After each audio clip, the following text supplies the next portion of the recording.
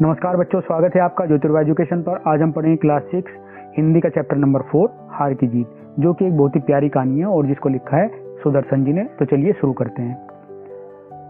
माँ को अपने बेटे और किसान को अपने लहलाते खेत देखकर जो आनंद आता है, वही आनंद बाबा भारती को अपना घोड़ा देखकर आता था। भगवत भजन मतलब भगवान का भजन से जो समय बचता वह घोड़े को अर्पण हो जाता। वह घोड़ा बहुत सुंदर था, बड़ा बलवान। उसके जोड़ का घोड़ा सारे इलाके में नहीं था। उसके जोड़ का घोड़ा मतलब उसके जैसा या उसकी टक्कर का घोड़ा पूरे एरिया में, उस इलाके में नहीं था। बाबा भारती उसे सुल्तान कहकर पुकारते, अपने हाथ से खरहरा करते, खुद दाना खिलाते और देख देख कर प्रसन्न होते थे। खरहरा होता है मतलब एक लोहे का बना ब्रुश होता है जो घोड़े के शरीर की सफाई करने के काम आता है, तो उसको हम बोलते हैं खरहरा। तो वो घोड़े का खरहरा करते थे, खुद ही उसको दाना खिलाते और उसको देख देख कर वो खुश होते रहते थे। उन्होंने रुपया, माल, असबाब, जमीन आदि सब कुछ छोड़ दिया था। तो बाबा भारती ने अपना रुपया, माल, जमीन, जायदाद और असबाब का मतलब होता है जो सामान होता है या फिर गृह गृहस्थी होती है, वो सब कुछ उन्होंने छोड़ दिया था। यहाँ तक कि उन्हें नगर के जीवन से भी घृणा थी। घृणा मतलब नफरत थी। जो नगर का जीवन था उससे भी उन्हें घृणा हो चुकी थी। अब गांव से बाहर एक छोटे से मंदिर में रहते और भगवान का भजन करते थे। मैं सुल्तान के बिना नहीं रह सकूंगा, उन्हें ऐसी भ्रांति सी हो गई थी। भ्रांति होना मतलब उनके मन में जो है संदेह या भ्रम सा हो गया था कि मैं सुल्तान के बिना नहीं रह पाऊंगा। इसकी चाल पर लट्टू थे मतलब फिदा थे या मोहित थे। कहते ऐसे चलता जैसे मोर गटा को देखकर नाच रहा हो। जब आसमान में गटा होती है तो मोर नाचने लगता है। तो यहाँ पर वो अपने घोड़े की चाल को मोर के नाचने से तुलना करते हैं, उससे कंपेयर करते हैं। जब तक संध्या समय सुल्तान पर चढ़कर 8-10 मील का चक्कर न लगा ले, उन्हें चैन नहीं आता था। मतलब वो डेली शाम के टाइम अपने घोड़े पर बैठकर 8-10 मील घूम कर आते थे, तभी उन्हें शांति मिलती थी। खड़क सिंह उस इलाके का प्रसिद्ध डाकू था। लोग उसका नाम सुनकर कांपते थे। तो उस इलाके में खड़क सिंह नाम का एक डाकू था जो बहुत ही प्रसिद्ध था और सभी लोग उसका नाम सुनकर ही कांपते थे। होते होते सुल्तान की कीर्ति उसके कानों तक भी पहुंची। तो धीरे धीरे क्या होता है, जो सुल्तान घोड़ा होता है उसकी प्रसिद्धि उसको कानों तक पहुंच जाती है। मतलब खड़क सिंह को भी उसके बारे में पता लग जाता है। उसका हृदय उसे देखने के लिए अधीर हो उठा। अधीर मतलब बेचैन हो जाता है। एक दिन वह दोपहर के समय बाबा भारती के पास पहुंचा और नमस्कार करके बैठ गया। बाबा भारती ने पूछा, खड़क सिंह क्या हाल है? तो इस प्रकार एक दिन खड़क सिंह डाकू बाबा भारती के आश्रम में ही पहुंच जाता है। खड़क सिंह ने सिर झुकाकर उत्तर दिया, आपकी दया है, कहो इधर कैसे आ गए? तो बाबा भारती पूछते हैं कि इधर कैसे आना हुआ आपका? खड़क सिंह कहते हैं, सुल्तान की चाह खींच लाई। मतलब सुल्तान जो घोड़ा है उसको देखने की इच्छा मेरे मन में थी, वो मुझे यहाँ पर खींच कर ले आई। बाबा भारती बोलते हैं, विचित्र जानवर है, मतलब अनोखा जानवर है, देखोगे तो प्रसन्न हो जाओगे।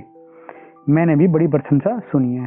तो इस प्रकार खड़क सिंह बोलते हैं कि हाँ, मैंने भी उसकी बड़ी प्रशंसा सुनी है, उसकी चाल तुम्हारा मन मोलेगी। बाबा भारती बोलते हैं कि जो उसकी चाल है वो तुम्हें बहुत ही पसंद आएगी। कहते हैं देखने में भी बहुत सुंदर है। तो फिर खड़क सिंह बोलते हैं कि मैंने तो ये भी सुना है कि वो देखने में भी बहुत ज्यादा सुंदर है। क्या कहना, जो उसे एक बार देख ले उसके हृदय पर उसकी छवि अंकित हो जाती है। तो बाबा भारती बोलते हैं कि हाँ, वो देखने में बहुत सुंदर है। जो उसको एक बार देख लेता है वो उसको कभी भूलता नहीं है, उसकी यादें हमेशा उसके दिमाग में छपी रहती है, मतलब अंकित हो जाती है। बहुत दिनों से अभिलाषा थी। अभिलाषा मतलब तीव्र इच्छा थी, आज उपस्थित हो चुका, मतलब आज आ सका हूं मैं। बाबा भारती और खड़क सिंह दोनों अस्तबल में पहुंचे। अस्तबल जहाँ घोड़े को बांधते हैं, उसको रखते हैं, उस स्थान को बोलते हैं अस्तबल। बाबा ने घोड़ा दिखाया घमंड से और खड़क सिंह ने घोड़ा देखा आश्चर्य से। उसने सैकड़ों घोड़े देखे थे, परंतु ऐसा बांका घोड़ा उसकी आंखों से कभी नहीं गुजरा था। बांका का मतलब होता है अद्भुत या सुंदर, जो बहुत ही गठीला घोड़ा होता है। तो इसलिए खड़क सिंह जो घोड़े को देखता है वो आश्चर्य से देखता है, और जो बाबा होता है वो उसको घमंड से दिखाता है। सोचने लगा, भाग्य की बात है, ऐसा घोड़ा खड़क सिंह के पास होना चाहिए था। इस साधु को ऐसी चीजों से क्या लाभ? कुछ देर तक आश्चर्य से चुपचाप खड़ा रहा। इसके पश्चात उसके हृदय में हलचल होने लगी। बाल को किसी अधीरता से बोला, परंतु बाबा जी, इसकी चाल न देखी तो क्या देखा? तो इस प्रकार कुछ देर तक जो खड़क सिंह डाकू होता है वो शांत खड़ा रहता है और फिर अधीरता से मतलब बेचैनी से, जो बच्चों की जो बेचैनी होती है, जैसे बच्चों के अंदर बेचैनी होता है, ऐसे बोलता है, बाबा जी अगर मैंने इसकी चाल नहीं देखी तो क्या देखा? बाबा भारती भी मनुष्य ही थे। अपनी चीज की प्रशंसा दूसरों के मुख से सुनने के लिए उनका हृदय भी अधीर हो गया, मतलब उनका हृदय बेचैन हो गया। घोड़े को खोलकर बाहर लाए और उसकी पीठ पर हाथ फेरने लगे। एकाएक उचक्कर सवार हो गए। उचक्कर मतलब उछलकर उसके ऊपर बैठ जाते हैं। घोड़ा हवा से बातें करने लगा मतलब बहुत तेज तेज दौड़ने लग जाता है। उसकी चाल को देखकर खड़क सिंह के हृदय पर सांप लौट गया। मतलब उसके हृदय में जो है जलन और ईर्ष्या होती है कि ये घोड़ा तो मेरे पास होना चाहिए, बाबा जी के पास नहीं होना चाहिए, इतना अच्छा घोड़ा। वह डाकू था और जो वस्तु उसे पसंद आ जाए वह उस पर अपना अधिकार समझता था। उसके पास बाहुबल था, मतलब उसके पास ताकत थी, आदमी थे, और बेरहमी मतलब वो निर्दयी था, उसके ऊपर कोई, उसके अंदर, उसके मन में कोई दया का भाव नहीं था। जाते जाते उसने कहा, बाबा जी मैं यह घोड़ा आपके पास न रहने दूंगा। तो जब वो वहाँ से जाता है तो बाबा को धमकी दे देता है कि बाबा जी मैं आपके पास में ये घोड़े को नहीं रहने दूंगा। बाबा भारती डर गए। अब उन्हें रात को नींद न आती। सारी रात अस्तबल की रखवाली में कटने लगी। प्रतिक्षण मतलब हर टाइम खड़क सिंह का भय लगा रहता था। तो बाबा जी जो खड़क सिंह उनको धमकी देकर गया उससे वो डर गए, और हर टाइम उनके मन में यही रहता था कि कब खड़क सिंह आ जाए और मेरे घोड़े को लेकर चला जाएगा। परंतु कई मास बीत गए, मास मतलब महीने। इस प्रकार जो है कई महीने बीत जाते हैं और वह न आया। यहाँ तक कि बाबा भारती कुछ असावधान हो गए, मतलब अब वो उनके मन में ये आ गया कि बाबा भारती अब इसको लेकर नहीं जाएगा, तो वो उनके मन से सावधानी हट जाती है और इस भय को स्वपन के भय की नाई मिथ्या समझने लगे। नाई मतलब जैसा, मिथ्या मतलब झूठ। जैसे स्वपन को हम देखते हैं, मतलब सपने में जो हम देखते हैं उसको हम झूठा समझते हैं, इस प्रकार वो इसको सपने की भांति उसको जो है वो झूठा समझने लगे। संध्या का समय था। संध्या मतलब शाम का टाइम था। बाबा भारती सुल्तान की पीठ पर सवार होकर घूमने जा रहे थे। इस समय उनकी आंखों में चमक थी, मुख पर प्रसन्नता। कभी घोड़े के शरीर को देखते, कभी उसके रंग को, और मन में फूले समाते, मतलब उनके मन में बहुत ही खुशी थी। सहसा मतलब अचानक से एक ओर से आवाज आई, ओ बाबा इस कंगले की सुनते जाना। तो एकदम से जो है आवाज आती है और वो बोलता है कि इस कंगले की सुनते जाना। कंगला मतलब होता है बहुत ही गरीब या लाचार व्यक्ति। आप चित्र में देख रहे हो, ये बाबा जो है घूमने के लिए शाम के टाइम निकलता है अपने घोड़े पर। यहाँ से आवाज आती है, ये बोलता है ओ बाबा इस कंगले को सुनते जाना। कंगला मतलब जो लाचार या गरीब व्यक्ति होता है वो बोलता है उसको। आवाज में करुणा थी। बाबा ने घोड़े को रोक लिया। देखा एक अपाहिज वृक्ष की छाया में पड़ा करा रहा है। बोले क्यों, तुम्हें क्या कष्ट है? अपाहिज मतलब होता है जिसका कोई अंग काम नहीं करता है, जिसको हम विकलांग बोलते हैं। तो बाबा देखते हैं कि एक विकलांग व्यक्ति वृक्ष की छाया में, मतलब पेड़ की छाया में नीचे पड़ा करा रहा है ना। जो अंदर से जब वो कोई आदमी दुखी होता है या फिर बीमार होता है, जो उसकी आवाज निकलती है उसको हम कराने की आवाज बोलते हैं। तो बाबा उससे पूछते हैं कि तुम्हें क्या कष्ट है, मतलब क्या दुख है तुम्हें? अपाहिज ने हाथ जोड़कर कहा, बाबा मैं दुखियारा हूँ, मुझ पर दया करो। रामा वाला यहाँ से 3 मील है, मुझे वहां जाना है, घोड़े पर चढ़ा लो, परमात्मा भला करेगा। तो इस प्रकार जो वो अपाहिज व्यक्ति होता है वो बोलता है कि बाबा मैं बहुत दुखी हूँ और मुझे यहाँ से रामा वाला एक जगह है जो वहाँ से 3 मील दूर है, मुझे वहाँ पर जाना है, मुझे घोड़े पर बैठा लो, भगवान जो है आपका भला करेगा। वहाँ तुम्हारा कौन है? बाबा पूछते हैं कि वहाँ पर तुम्हारा कौन है? अपाहिज व्यक्ति बोलता है, दुर्गदत्त वेद का नाम आपने सुना होगा, मैं उनका सौतेला भाई हूँ।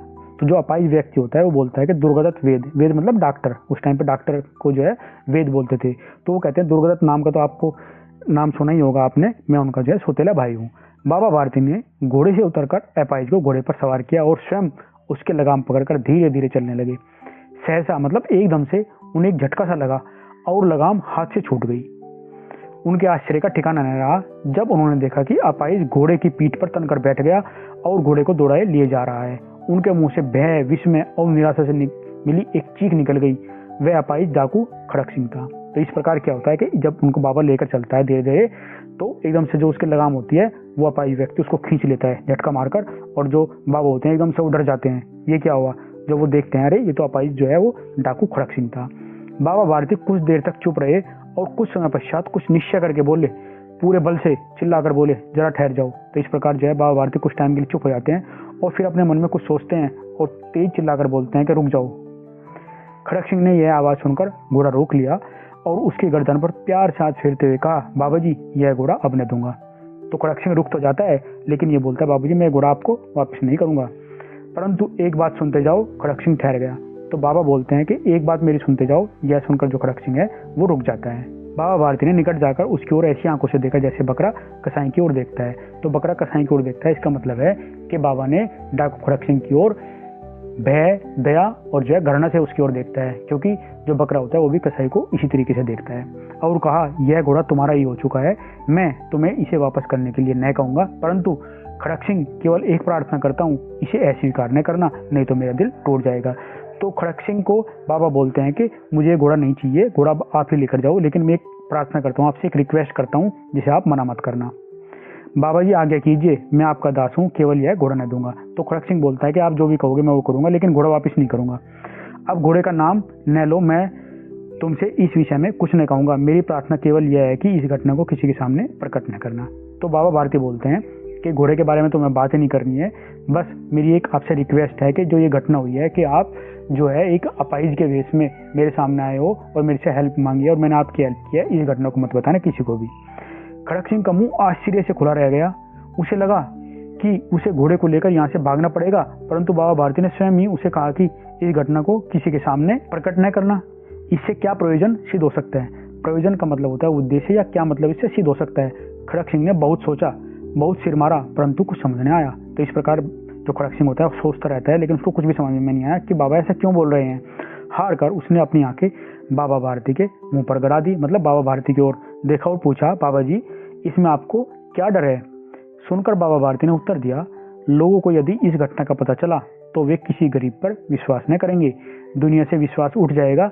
यह कहते कहते उन्होंने सुल्तान की ओर से इस तरह मुंह मोड़ लिया जैसे उनका उससे कभी कोई संबंध ही न रहा हो। तो बाबा भारती जो है खड़क सिंह को ये बोलते हैं कि अगर इस बात के बारे में दुनिया वालों को पता लगेगा तो वो किसी गरीब के पर विश्वास करना, उनकी हेल्प करना सब छोड़ देंगे।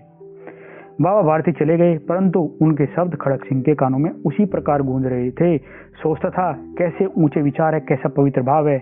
उन्हें इस घोड़े से प्रेम था। इसे देखकर उनका मुख फूल की नाई खिल जाता था। नाई मतलब जैसा फूल की तरह खिल जाता था। कहते थे इसके बिना मैं रह नहीं सकूंगा। इसकी रखवाली में कई रात सोए नहीं, भजन भक्ति न कर रखवाली करते रहे, परंतु आज उनके मुख पर दुख की रेखा तक न दिखाई पड़ती थी। उन्हें केवल यह ख्याल था कि कई लोग गरीबों पर विश्वास करना न छोड़ दें। रात के अंधेरे में खड़क सिंह बाबा भारती के मंदिर में पहुंचा। चारों ओर सन्नाटा था, आकाश में तारे टिमटिमा रहे थे। थोड़ी दूर गांव के कुत्ते भौंक रहे थे। मंदिर के अंदर कोई शब्द सुनाई नहीं देता था। खड़क सिंह सुल्तान की बाग पकड़े हुए था, मतलब उसके लगाम पकड़े हुए था। वह धीरे धीरे अस्तबल के फाटक पर पहुंचा। फाटक खुला पड़ा था। किसी समय वहां बाबा भारती स्वयं लाठी लेकर पहरा देते थे, परंतु आज उन्हें किसी चोरी, किसी डाके का भय न था, मतलब कोई डर ही नहीं था। खड़क सिंह ने आगे बढ़कर सुल्तान को उनके स्थान पर बांध दिया और बाहर निकलकर सावधानी से फाटक बंद कर लिया। इस समय उनकी आंखों में पश्चाताप के आंसू थे। पश्चाताप मतलब अपने किए पर पछतावा था। उन्हें अब जो डाकू खड़क सिंह थे, अब उन्हें समझ में आया कि मैंने जो भी किया था वो गलत किया था। तो उनकी जो आंखों में थे वो पश्चाताप के, पछतावे के आंसू थे। रात्रि का तीसरा पैर बीत चुका था। बच्चों, रात्रि में 4 पैर होते थे, तो तीसरा पैर बीत चुका था और चौथा पैर आरंभ होते ही बाबा भारती ने अपनी कुटिया से बाहर निकलकर ठंडे जल से स्नान किया, मतलब ठंडे जल से वो नहाए। उसके पश्चात इस प्रकार जैसे कोई स्वप्न में चल रहा हो, उनके पांव अस्तबल की ओर बढ़े, मतलब धीरे धीरे जो है अस्तबल की तरफ जाते हैं, परंतु फाटक पर पहुंचकर उनको अपनी भूल प्रतीत हुई। मतलब उनको धीरे धीरे ये लगता है कि मैं गलत आ गया यहाँ पर। साथ ही घोर निराशा ने पांव को मन भर कर भारी बना दिया। वे वहीं रुक गए। घोड़े ने अपने स्वामी की पांवों की चाप मतलब कदमों के चलने की आवाज होती है या आहट होती है, उसको पहचान लिया और जोर से हिनहिनाया। हिनहिनाया मतलब होता है जब घोड़ा आवाज करता है तो उसको बोलते हैं हम हिनहिनाना। अब बाबा भारती आश्चर्य और प्रसन्नता से दौड़ते हुए अंदर घुसे और अपने घोड़े के गले से लिपटकर इस प्रकार रोने लगे मानो कोई पिता बहुत दिन से बिछड़े पुत्र से मिल रहा हो। बार बार उसकी पीठ पर हाथ फेरते, बार बार उसके मुंह पर थपकियां देते और कहते अब कोई गरीबों की सहायता से मुंह न मोड़ेगा। देर बाद जब वे अस्तबल से बाहर निकले तो उनकी आंखों से आंसू बह रहे थे। ये आंसू उसी भूमि पर ठीक उसी जगह गिर रहे थे जहां बाहर निकलने के बाद खड़क सिंह खड़ा होकर रोया था। तो बच्चों, दोनों की आंखों में आंसू थे। जो खड़क सिंह की आंखों में आंसू थे वो पश्चाताप के, पछतावे के आंसू थे, और जो बाबा की आंखों में आंसू थे वो खुशी के आंसू थे। दोनों के आंसू का उस भूमि की मिट्टी पर परस्पर मेल हो गया। तो बच्चों, ये कहानी लिखी है सुदर्शन जी ने। अब उनके बारे में एक बार देख लेते हैं। लेखक से परिचय। बच्चों, ये हैं सुदर्शन जी, जिनका जीवन काल है 1896 से लेकर 1983 तक। यह कहानी हिंदी की प्रसिद्ध कहानियों में से एक है और इसे हिंदी के प्रसिद्ध लेखक सुदर्शन ने लिखा है। सुदर्शन का वास्तविक नाम बद्रीनाथ भट्ट था। उन्होंने पहली कहानी तब लिखी थी जब ये आप ही की तरह 6ठी कक्षा में पढ़ते थे। सुदर्शन ने कहानियों के अतिरिक्त कविताएं, लेख, नाटक और उपन्यास भी लिखे। इसके अलावा उन्होंने अनेक फिल्मों की पटकथा मतलब होता है स्टोरी, और गीत भी लिखे हैं। तो बच्चों, इस वीडियो को यहीं पर कंप्लीट करते हैं। इसके नेक्स्ट वीडियो में जो है हम इसके क्वेश्चन आंसर करेंगे।